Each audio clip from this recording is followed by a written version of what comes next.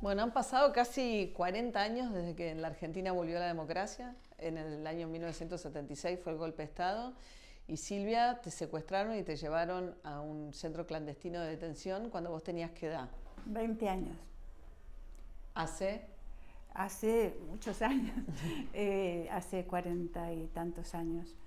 Desde finales del 76 hasta ahora, 40 y pico. No llevo la cuenta. Y fuiste testigo en muchos de los juicios de lesa humanidad y de violaciones a los derechos humanos durante todo este largo proceso en la Argentina, pero recién hace relativamente poco tiempo que te fuiste denunciante por las violaciones que sufriste en ese centro clandestino. ¿Por qué tuvo que pasar tanto tiempo para que se viera como un crimen independiente de todos los demás las violaciones que sufrieron las mujeres en los centros clandestinos? Bueno, la respuesta es en cierta forma compleja. Por una parte, yo empecé a declarar ante Naciones Unidas en el año 79, hacía muy poco que había salido de la ESMA y estaba en Madrid, y sí participé todo el tiempo de todos los juicios que hubo por la causa ESMA, los de lesa humanidad, que fueron dos esencialmente, y sí testimonié muchísimas veces. Lo que ocurrió es que hasta el año 2014, si no me equivoco, los delitos sexuales, de carácter sexual, violaciones, abusos y demás, eran considerados bajo el epígrafe de tormentos, de torturas, tormentos. Entonces entraban dentro del mismo, digamos, del mismo paquete. Y a partir de que varias sobrevivientes fuimos declarando en estos juicios de lesa humanidad las distintas causas ESMA que habíamos sido objetos de abusos sexuales, de violaciones, y que habíamos presenciado la magnitud de los abusos sexuales en la ESMA, fue que jurídicamente se consiguió finalmente, a partir de la acumulación, digamos, de declaraciones, separar la causa y considerar los delitos sexuales como delitos independientes. Entonces, a partir de ahí se hizo cargo el juez Sergio Torres, y yo puse una denuncia particular por este tema. ¿Por qué lo hice? Sería otra pregunta. ¿Por qué lo hiciste? ¿Por qué lo hice? Porque los que vos acusabas ya tenían condenas a perpetua, digamos, o sea, no era gente que estuviese en libertad. No, en este caso, tanto Acosta como González ya eran pequeños coleccionistas de cadenas perpetuas. No sé si al momento en que yo hice mi primera declaración con el juez Sergio Torres, ya tenían estas dos condenas. Tienen una en firme y otra que está en casación por cuestiones técnicas, pero digamos que tienen muchísimos años por delante. El tema no era que por esta vía fuera a haber más años de cárcel, no era ese el tema. Para mí era muy importante, además de poder expresar algo muy grave que me ocurrió y que no había podido hacerlo con detalle anteriormente, porque supongo que es comprensible, es más fácil hablar de tormentos, de torturas, de secuestros que de cuando te han violado. Es bastante Silvia, más fácil. Hasta donde sea respetuoso, justamente por esto que vos decís, que es más fácil hablar de tormentos que de violaciones. ¿Esto qué era? ¿Una patota de gente que violaba a una detenida para obtener placer, por machismo? ¿Era un hombre que violaba a una detenida? ¿Qué podés contar de por qué hacían esto? Bueno, justamente ahí iba en lo que intentaba decir antes, en el sentido de que entre mis intereses para denunciar esto tiene que ver con que ya a estas alturas han sido condenados, digamos, se sabe perfectamente todo lo que hicieron, pero el tema de los delitos sexuales habían quedado como fuera de esto, ¿no? Incluso para muchas secuestradas aún hoy sigue siendo muy difícil poner una denuncia. En ese sentido yo creí que tenía sentido tomar la delantera con este tema. No me arrepiento, me ha sido muy difícil, bastante más difícil que otro tipo de declaraciones, porque bueno, hay temas que que tienen que ver con un dolor muy íntimo, ¿no? Y con situaciones que son extremadamente dolorosas y delicadas, pero me siento muy satisfecha porque la sentencia ha sido ejemplar. Y en relación a la pregunta que me hacías, Ernesto, esta gente, estos individuos, además de haber sido extremadamente salvajes en su aplicación de lo que entendían como la lucha antisubversiva o antiterrorista y demás, esta gente se convirtieron ellos mismos, no sé si lo eran de antes, pero se convirtieron en un grupo terrorista ellos mismos, en el sentido de que utilizaron el poder omnímodo que tenían para convertirse ellos en un grupo delincuente, en delincuentes comunes. La expresión de su condición de delincuentes comunes es los delitos sexuales, porque no añadían nada, digamos, a la lucha antisubversiva, los delitos económicos, es decir, haberse apropiado no solo de nuestros cuerpos y nuestras vidas y las de nuestros hijos, sino haberse apropiado de los bienes de las personas secuestradas, de los familiares, es decir, se convirtieron, repito, no sé si lo eran, delincuentes comunes que utilizaron la lucha antisubversiva para convertirse en esto. Y a mí me parece muy importante que se sepa, ¿no?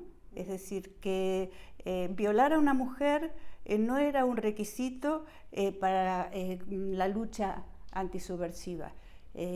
Formó parte de su deleite, formó parte de su sentido de la esclavización de los detenidos, de los secuestrados. Estaba pensando en narraciones de viejas guerras donde las tropas entraban a una población y violaban a las mujeres, y que era parte como del botín, como si fuera una cosa... Bueno, yo lo declaré así, yo utilicé el término botín de guerra, ¿no? Es decir, que nos utilizaron como botín de guerra, no a todas, a muchas mujeres, hubo distintos tipos de violación allí dentro, pero en el caso mío puedo decir y afirmar que a mí el señor Acosta me citó en un pequeño cubículo en el sótano de la ESMA y me dijo que, digamos, que yo no había dado pruebas de mi, digamos, de mi lealtad a ellos, que no había colaborado en el sentido clásico y que por tanto yo tenía que dar pruebas de que no los odiaba y que entonces... Para sobrevivir y que entonces, para que ellos creyeran que yo estaba dentro de lo que llamaban el proceso de recuperación, que era como una suerte, ellos tenían esa idea de conversión. Si vos tenías sexo con él, quería decir que estabas en proceso de recuperación. Claro, y no solo tenía que dejarme violar, sino que tenía que hacerlo con buena cara, porque justamente tenía que demostrar que no los odiaba y que luego yo, si salía en libertad, iba a volver con mi marido y que podía volver a tener una vida occidental y cristiana y que esto habría sido como una especie de lapso. ¡Qué espanto! Ahora, Silvia, claro, vos eras una chica, ¿no? Muy jovencita, de 20 años, hija de un militar, ¿no? Era la más joven de la ESMA. La más joven de la ESMA, militante de Montoneros. De Montoneros, una organización guerrillera Montoneros, embarazada. Sí, embarazada de 6 meses. De 6 meses, que llega a un centro clandestino de detención en el que se torturaba, se apropiaban de, digamos, nadie, sin darle ningún lugar a avisarle a nadie de lo que allí ocurría, o sea que tu vida dependía total y absolutamente del poder de esos señores, digamos. Porque, absolutamente, dejabas la puerta, te metían en el sótano y a partir de ese momento eras un número. Yo era la 765, por ejemplo. Y es importante el tema de ser un número y en qué momento tú sientes que puedes empezar a dejar de ser un número, ¿no? Y Acosta era como el mandamás, ¿no? Dentro de los militares de la Armada, porque era una escuela, ¿no? De mecánica. Sí, era de la Armada. la singularidad es que este campo, yo creo que tiene un aspecto perverso, no sé si fue deliberado, pero que este campo, uno de los más paradigmáticos, probablemente el más paradigmático de Argentina por la cantidad de gente secuestrada y asesinada, por haber sido conducidos los futuros asesinados vivos y ser arrojados al mar, paradigmático porque funcionaba en el casino de oficiales de la Armada, de la Escuela de Mecánica de la Armada en pleno centro de Buenos Aires. Claro. Y ahí nos metían en coches, salían los camiones con los cuerpos que iban a ser trasladados al aeroparque para ser arrojados al mar. Ellos decían que ellos no mataban a nadie, y el eufemismo era cierto, no los mataban, los tiraban vivos al mar. Dormidos, ¿no? Para que Dormidos, murieran sí, ahogados. con pentonaval. Ahora, Silvia, pareciera... No todos estaban totalmente dormidos. No todos. Ah. Vos decías que, o sea, para las mujeres, evidentemente, y vos tuviste como ese paso que muchas no se animaron o no quisieron dar, ¿no? Que es poder contar que a las mujeres además las violaban, ¿no? De todo esto, y que la tortura es distinta de la violación. Una cosa, o sea, que una cosa es que te torturen y otra cosa es que además te violen, ¿no? Y me imagino que en una violación común, fuera de un centro clandestino de represión, las mujeres ya cargan con la culpa, ¿no? ¿Qué habré hecho yo? Me imagino que quizás eso en un centro clandestino, mucho más, ¿no? De poder animarse a hablar de eso también. Sí, era un tema doloroso, era un tema que no nos producía ninguna satisfacción.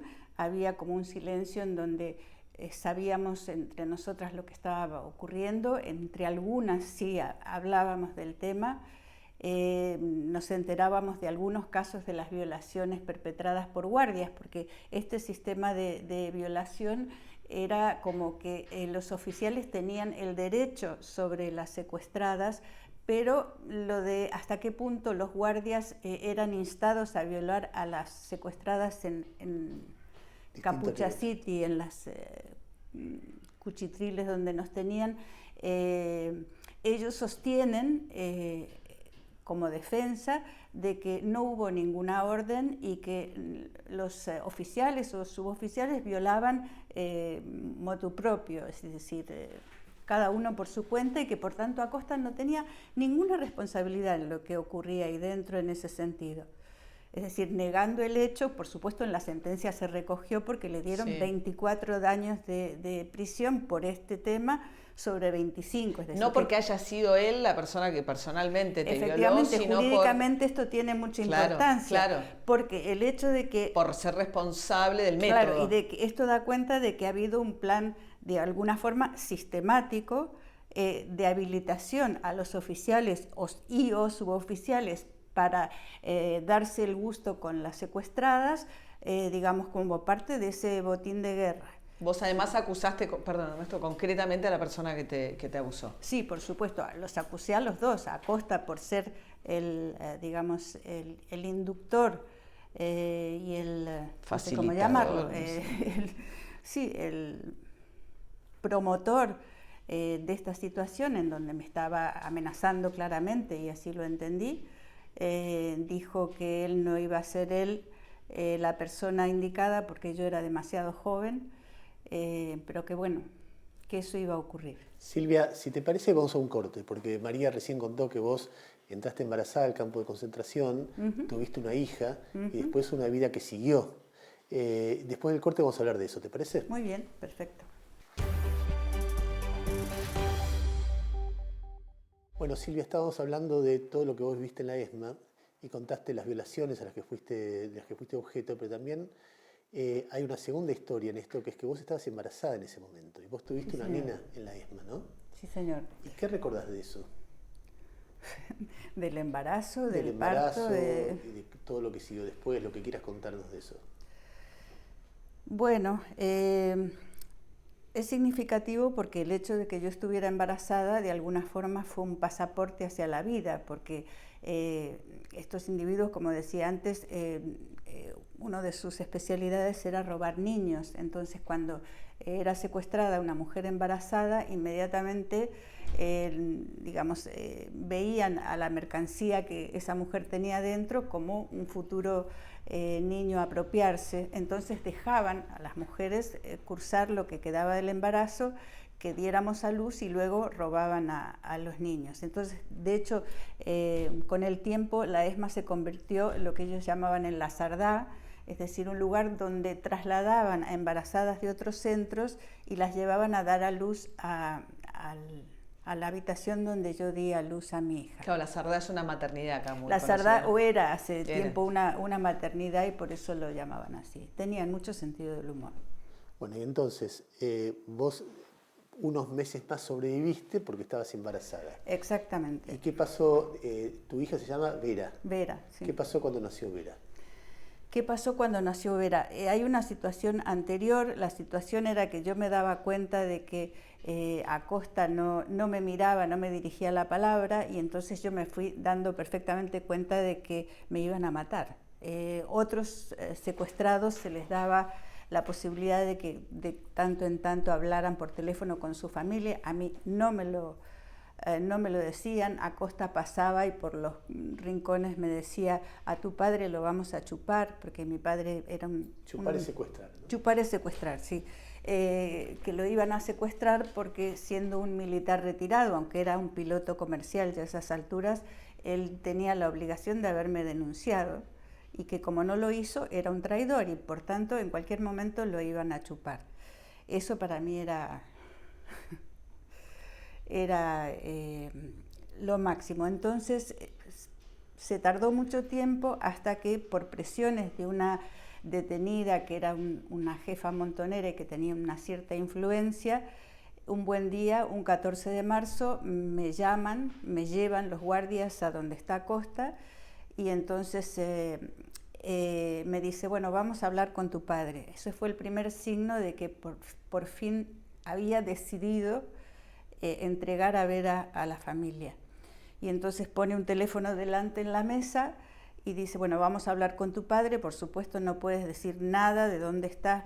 Y entonces levanta el teléfono, marca el número de mi padre, y mi padre no piensa que se trata de, digamos, de quienes me tienen secuestrada, sino que pensó que eran mis antiguos compañeros de militancia. Y entonces se puso muy loco y empezó a gritar: yo no soy antiperonista, anticomunista, antimontonero, y vengan que los voy a... Bueno, los responsabilizaba porque vos... Porque ustedes son los responsables morales de la muerte de mi hija. ¿Y entonces? Cuando el otro escuchó eso, pálido, colgó. Yo estaba tan pálida como él porque pensaba que mi padre habría dicho quién sabe qué, y entonces colgó, me miró y dijo: ah, entonces tu padre es uno de los nuestros. Y ese fue mi principal pasaporte a la vida. Casi una cuestión de azar. Claro, yo quería hablar de esto porque el azar, la suerte, tiene mucho que ver en la supervivencia en los campos, no solo en la ESMA, sino en los campos en Alemania. Hay una investigadora de la universidad, que ahora falleció, de la Universidad Hebraica de Jerusalén, que hizo una categorización en donde decía que había 3 elementos fundamentales para conseguir sobrevivir. El primero es tener dentro del campo un pequeño grupo de 2 o 3 amigos, por decirlo así, de entre los secuestrados o los presos que te apoyen. El segundo es que dentro del enemigo puedas tener a alguien que tú creas al menos que te puede dar alguna mínima ayuda en un momento dado, que no va a ser tan dañino como los demás. Y la tercera y la más importante, la suerte.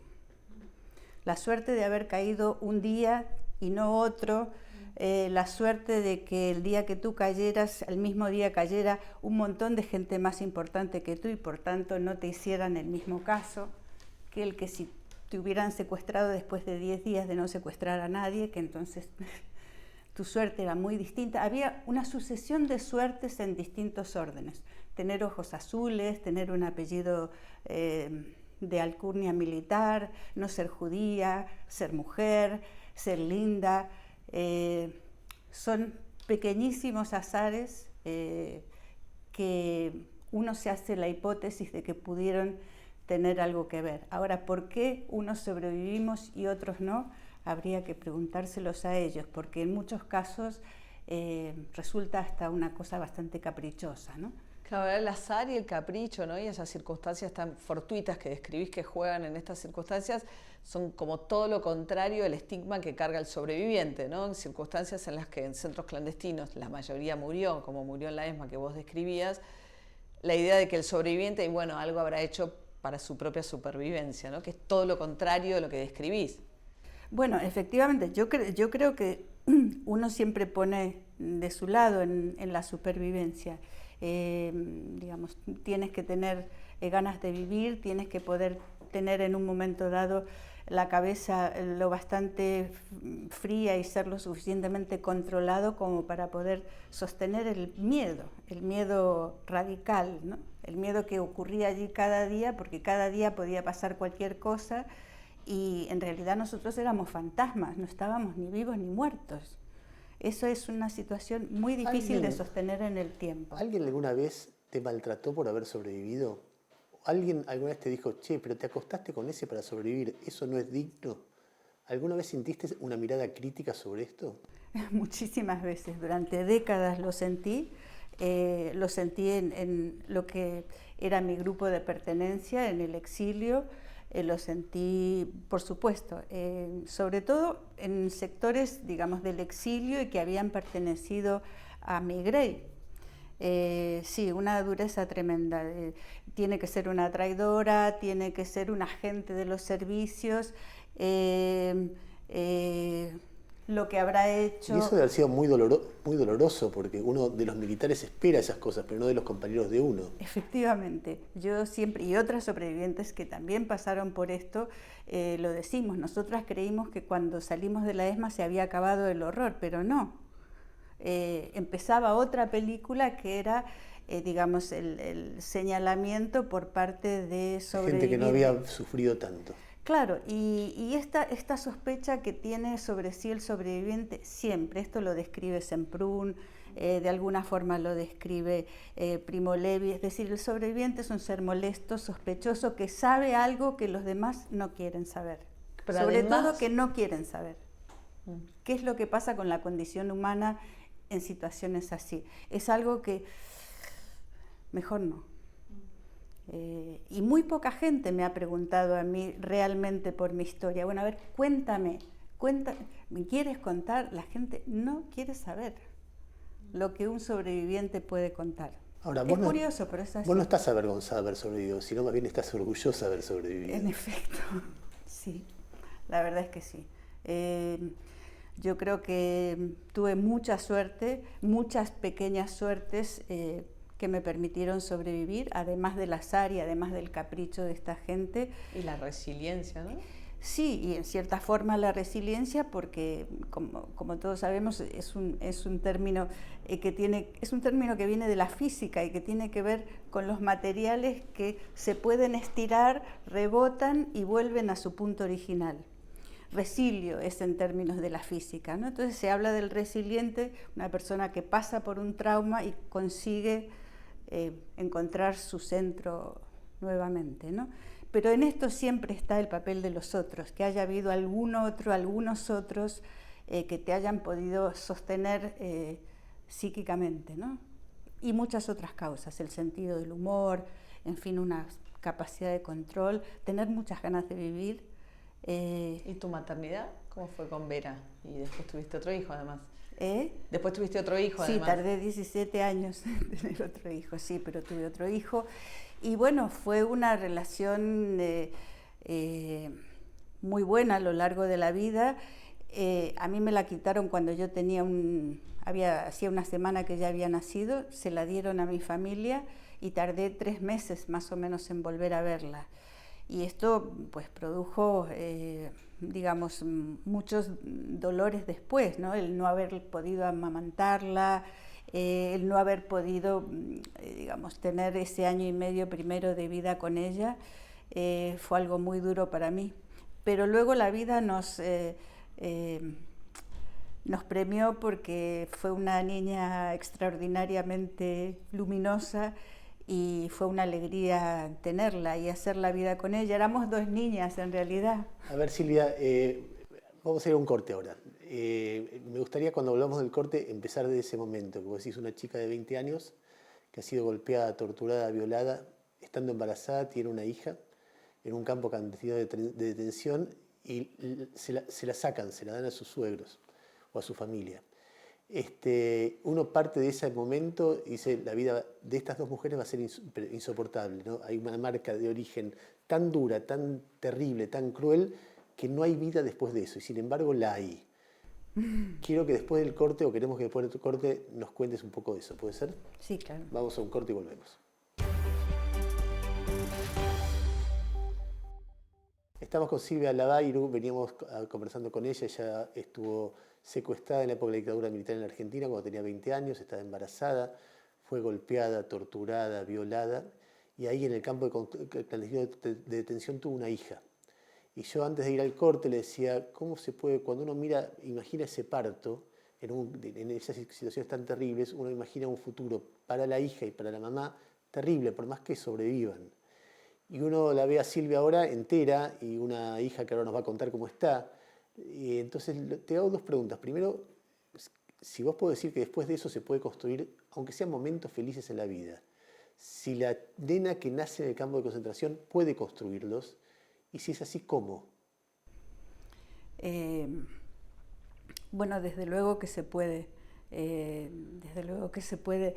Yo cuando conseguí salir de la ESMA, en el avión que me sacaba con Vera en brazos, me dije que había tenido una suerte enorme, como decía antes, en sobrevivir, y pensé que el único homenaje que yo le podía hacer a los que no tuvieron la misma suerte que yo era que mi vida fuera una buena vida, o sea, que fuera una vida que tuviera sentido y que, bueno, que ese fuera mi homenaje, y la vida mía y de mi hija fuera una vida digna, ya que había tenido esa suerte. Y me dediqué a ello, a tratar de que fuera así. Y con todos los errores del mundo, creo que estoy bastante satisfecha de la vida que hemos construido. ¿Pero eso es una cuestión de voluntad, Silvia, o el dolor se te impone? Bueno, depende. Puede ocurrir una cosa o la otra. En ningún lugar, si uno se sobrepone a traumas y a situaciones como esta, nunca es solo, siempre es con la existencia de otros que de alguna forma te sujetan, se constituyen en pilares, el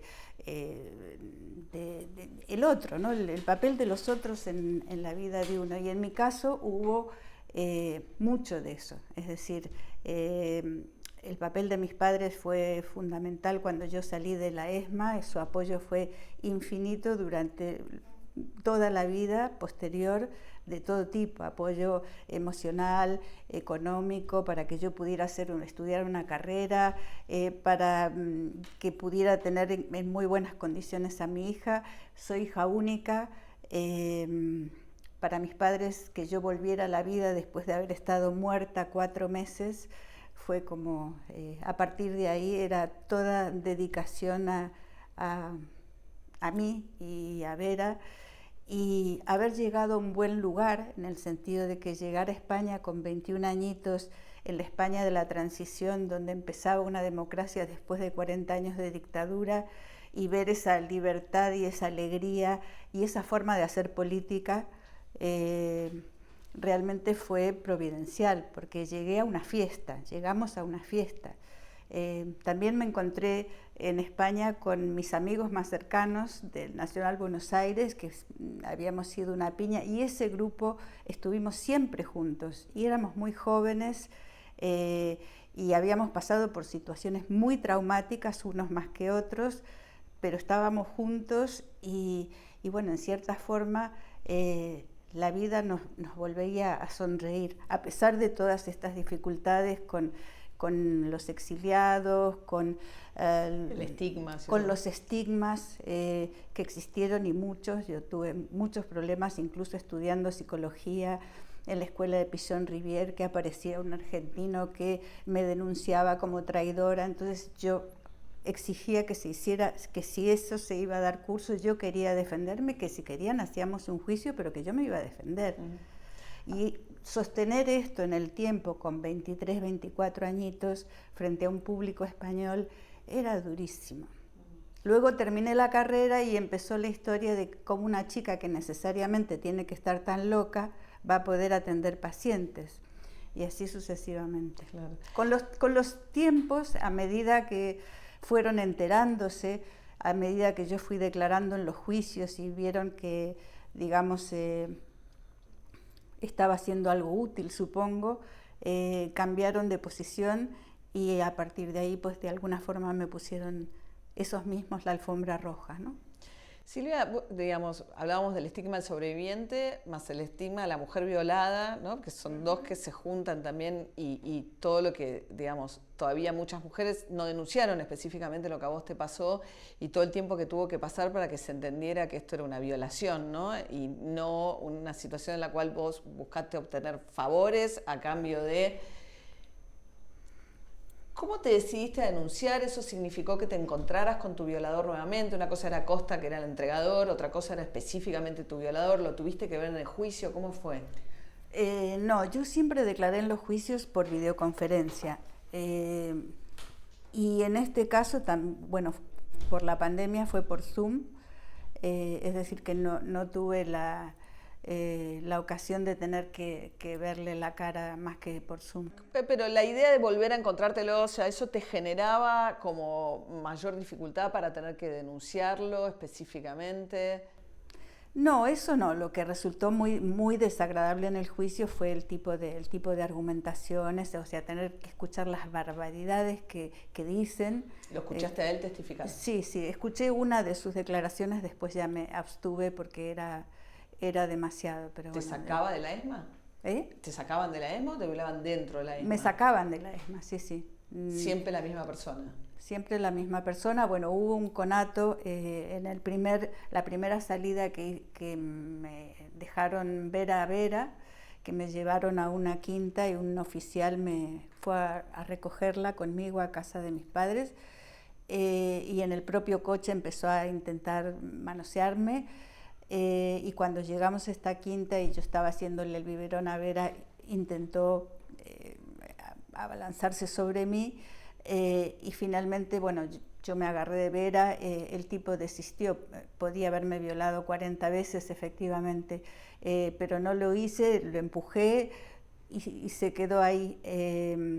Pero en relación a las demás violaciones ocurrían, una vez fue dentro de la ESMA, pero el resto era afuera.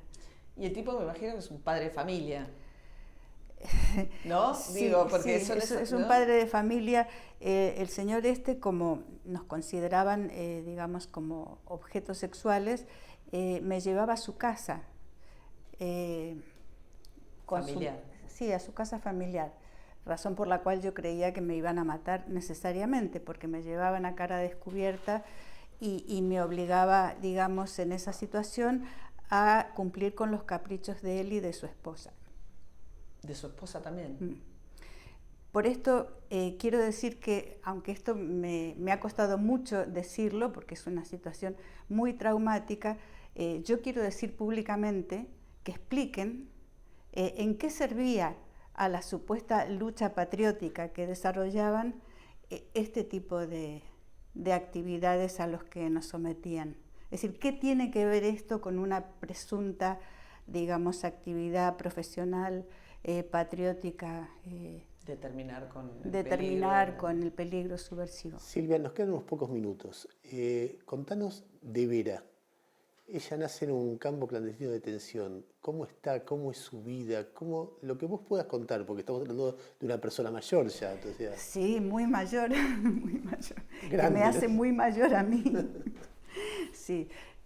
Bueno, Vera siempre ha sido una niña mágica que ha tenido también un poco la suerte de criarse en Madrid con su madre y su padre, que se separaron, pero vivió en un entorno, digamos, de buenos colegios, de un padre y una madre que le procuramos un entorno lo más sano posible.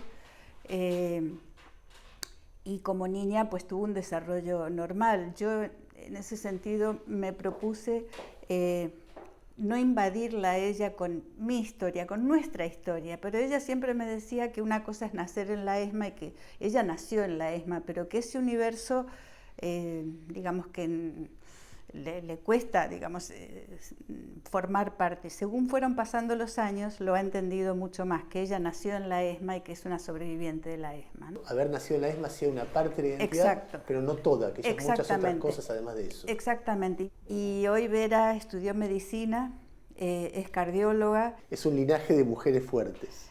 Sí, más que fuertes yo diría resistentes, que no es lo mismo. O sea, yo toda mi vida me he propuesto no ser solo una sobreviviente, sino en todo caso ser una viviente. Persona que sobrevivió. Una viviente.